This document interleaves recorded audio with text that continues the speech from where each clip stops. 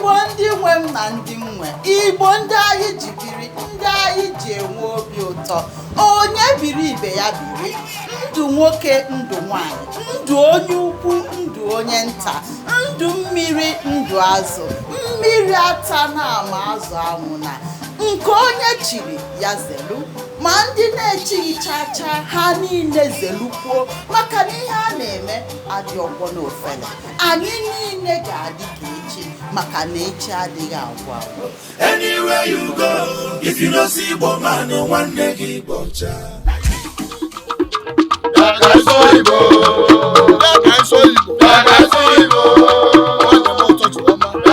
N'ebe a ka anyị ga na-ewetara gị ọtụtụ omenala Igbo nke ga na-eme gị obi ụtọ.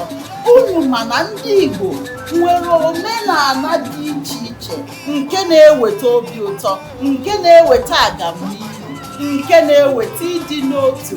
N'ebe a n'Igbo Ndị Ọma Channel ka anyị ga na-ewetara gị ha n'ofu n'ofu, ka o wee na-akpalite mmụọ gị n'ihe gbasara ịkwalite asụsụ Igbo na omenala Igbo. Igbo ndị ọma, ebe ọbụla ị nọ, bụrụ onye na-agbasi mbọ ike, jide ka iji, maka na Igbo si na onye asị ya jide ka o ji na-eme ọfụma. Bụrụ onye na-eweta udo. Nwanne, gbara okwu na ụka ọsọ. Inugo, ịgbara okwu na ụka ọsọ apụtaghị na ịbụ onye ụjọ.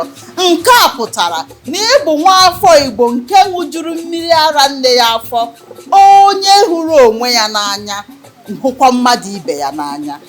Ọ ga-adịnụ n'oge dị otu a n'izu ụka ọzọ.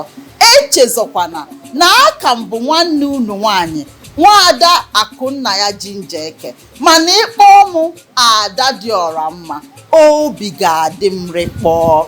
Daalụkwanụ ndị be anyị, ka ọhịa dịka na-enwe amaghị ya. Na-esonyere anyị na Facebook, anyị nọ ebe ahụ, Instagram, oho, YouTube bụzi ebe anyị bi ebi, ebe anyị na gị ga na-anọrị na-egoli. Biko echezọkwana ibinye aka na nke ndị oyibo kpọrọ subscribe, ka ị wee bụrụ onye mbụ anyị ga na-ewetara ihe mmemme anyị oge ọbụla ọ wụdara. Daalụkwa.